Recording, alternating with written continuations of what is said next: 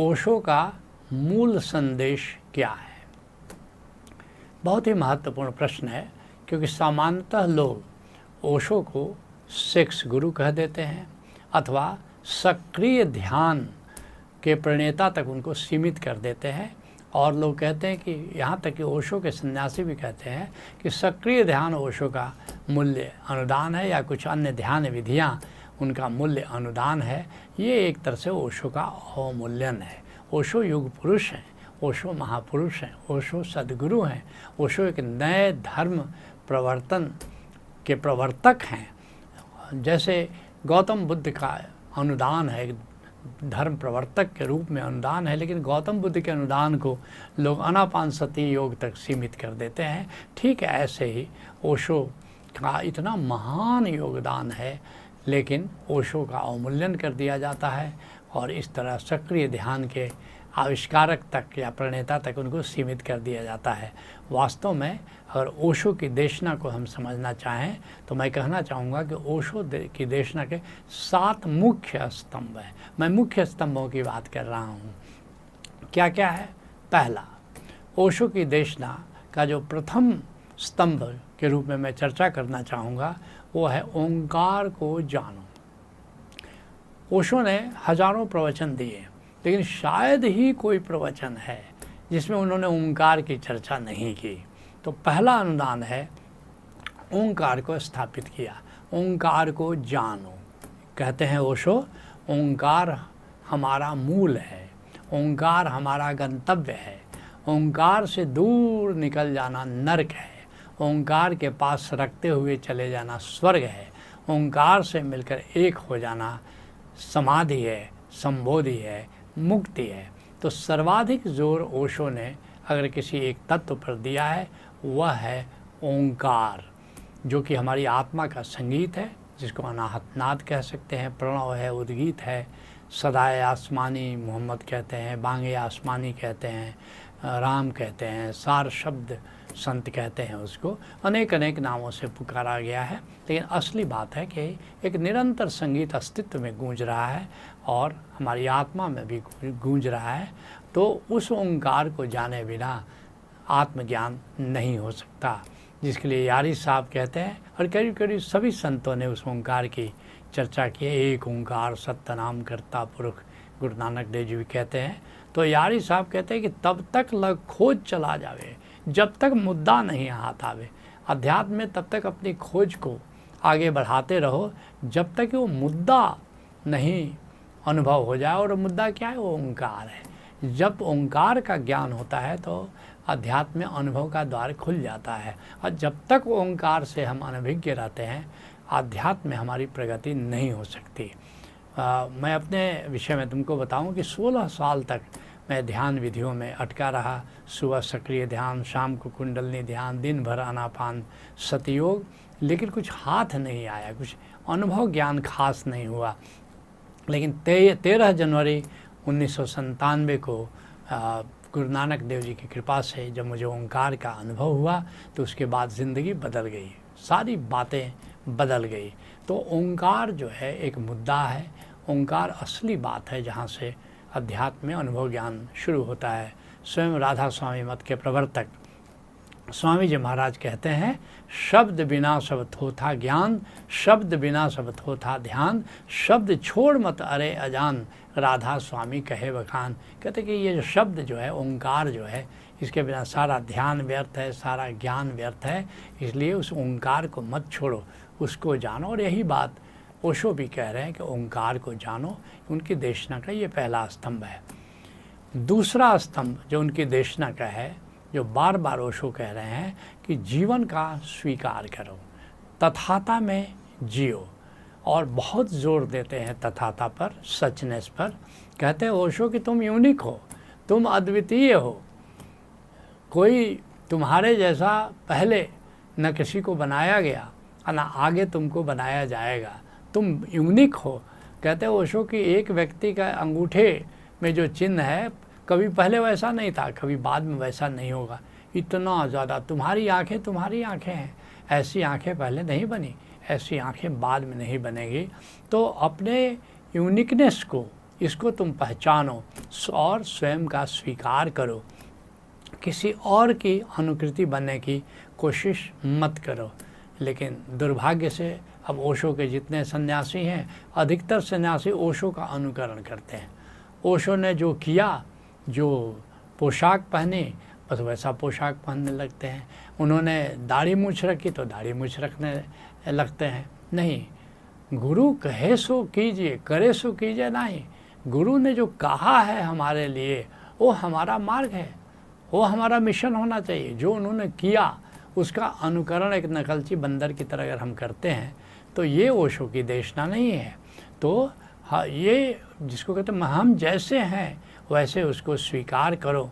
और एक और बात है, तथाता में जियो, स्वीकार भाव में जियो। कुछ अनुकूल होगा, कुछ प्रतिकूल होगा, इससे क्या फ़र्क पड़ता है। ये सब परमात्मा का उपहार है।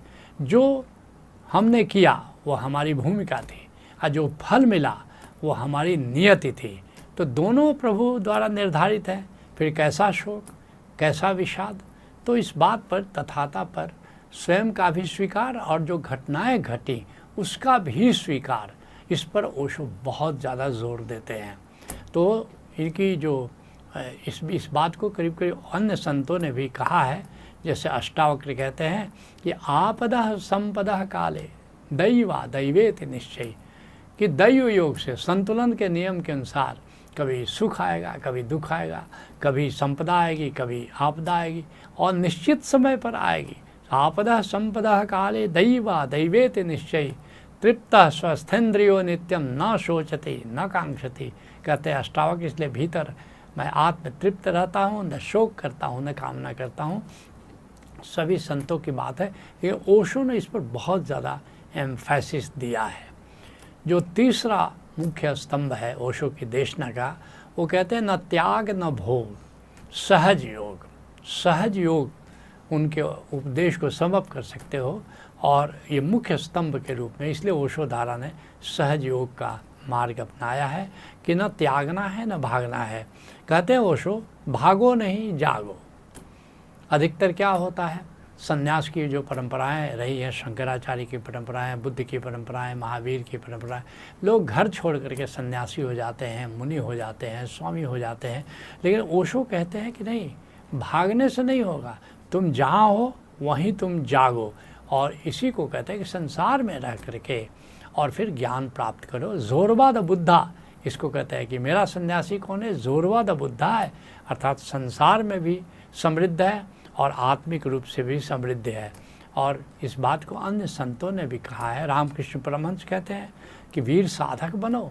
वीर साधक कहा के बोली, जिन्हें संसार मध्य था के साधना करते पारी तिन्हें वीर साधक। वीर साधक कौन है, जो संसार में रह करके साधना करता है, वही वीर साधक है। इस बात को ओशो कह रहे हैं कि भागो नहीं जागो। संसार से भागने की ज़रूरत नहीं है, संसार में रहकर जागने की ज़रूरत है। प्रकारांतर से वो कह रहे हैं कि अतियों पर मत जाओ, मध्य में ठहर जाओ। मध्य मार्ग के प्रतिपादक हैं ओशो। अति पर जाने से मना करते हैं। हमारा ऋषि भी कहते हैं अति सर्वत्र वर्जयेत, किसी बात को अति पर मत ले जाओ। अति सर्वत्र वर्जयेत, अति वर्जित है। इस बात को भगवान कृष्ण भी कहते हैं। समत्वम योग उच्यते, योग क्या है, सम्यकता में रहना योग है। तो सम्यकता पर ओशो का बहुत जोर है, इसलिए अति पर जाने से ओशो हमेशा परहेज करने को कहते हैं। जो ओशो की देशना का जो चौथा मुख्य स्तंभ है, वो है बार बार ओशो कह रहे हैं जीवित सदगुरु से जुड़ो, लिविंग मास्टर से जुड़ो। ओशो यहाँ तक कहते हैं कि मेरे विदा होने के बाद जीवित सदगुरु खोज लेना और उससे जुड़ना, बार बार कहते हैं। लेकिन दुर्भाग्य से जो बुद्ध के बाद हुआ, जो मोहम्मद के बाद हुआ, वही ओशो के बाद हुआ।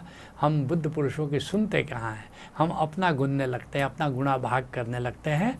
और जैसे बुद्ध जब विदा हुए तो बुद्ध के बाद दो भाग में बट गया उनका जो धर्म, या उनके पीछे चलने वाले दो भाग में बट गए, एक हीनयान और एक महायान। हीनयान वालों ने कहा कि अब गौतम बुद्ध हो गए, अब किसी बुद्ध पुरुष की ज़रूरत नहीं है, उन्होंने जो कहना था वो कह दिया, तो अब अपनी अपनी नौका से, अपनी अपनी डोंगी से यात्रा करो, किसी बुद्ध जैसे जहाज़ की ज़रूरत नहीं है। लेकिन मंजूश्री ने कहा कि नहीं, गुरु तो चाहिए, और अगर हमको अपने बुद्ध की परंपरा को जीवित रखना है तो सद्गुरु की यहाँ ज़रूरत है, जीवित सद्गुरु की ज़रूरत है। इसलिए मंजूश्री के पीछे चलने वाले लोग महायानी कहला, एक बड़े जहाज़ पर, गुरु के जहाज़ पर बैठ गए लोग। तो इस तरह से मोहम्मद के साथ भी ये हुआ। मोहम्मद के बाद उनके मानने वालों ने कहा अब आखिरी पैगंबर हो गए मोहम्मद, अब किसी को पैगंबर होने की ज़रूरत नहीं, किसी को सद्गुरु की ज़रूरत नहीं। लेकिन सूफियों ने कहा कि नहीं, बिना जीवित सद्गुरु के, बिना पीर के, बिना मुर्शिद के हम कैसे अनुभव कर पाएंगे। और इस तरह सूफ़ी मत और वहाबी मत दो भागों में मोहम्मद की देशना बट गई। और दुर्भाग्य से ओशो के बाद भी यही घटना घटी, हीनयान और महायान करीब करीब दो भागों में बट गया। और हीनयानियों ने कहना शुरू कर दिया कि ओशो आखिरी सद्गुरु हो गए, अब उसके बाद किसी सद्गुरु की ज़रूरत नहीं है। लेकिन ओशो धारा जीवित सद्गुरु की परंपरा के रूप में आगे बढ़ी। तो जीवित सद्गुरु पर ओशो का बहुत ज़ोर है, इस बात को समझने की ज़रूरत है। जो पांचवा मुख्य स्तंभ है उनकी देशना का, वह सदा साक्षी रहो। और ये ओशो का मौलिक अनुदान है। साक्षी क्या है? आत्मस्मरण में रहते हुए जगत के सारे काम करो, या सुमिरन करो, साधना करो, जो भी कुछ करो। और ये मौलिक अनुदान मैं इसलिए कहता हूँ, ऐसा नहीं कि साक्षी की बात कृष्ण ने नहीं की थी, अष्टावक्र नहीं की थी, सब ने की थी, लेकिन सब ने ज्ञान योग या सांख्य योग के साधन के रूप में साक्षी को कहा था। लेकिन ओशो ने कह दिया कोई भी साधना हो, कर्म योग हो, तंत्र योग हो, हठ योग हो, भक्ति योग हो, ज्ञान योग हो, ध्यान योग हो, सांख्य योग हो, सहज योग हो, कोई भी योग करो, लेकिन साक्षी कॉमन है। बिना साक्षी के साधना नहीं हो सकती। और ये ओशो का एक मौलिक अनुदान है, जिसके लिए अष्टावक्र ने भी इशारे किए थे। क्या कहा था अष्टावक्र ने?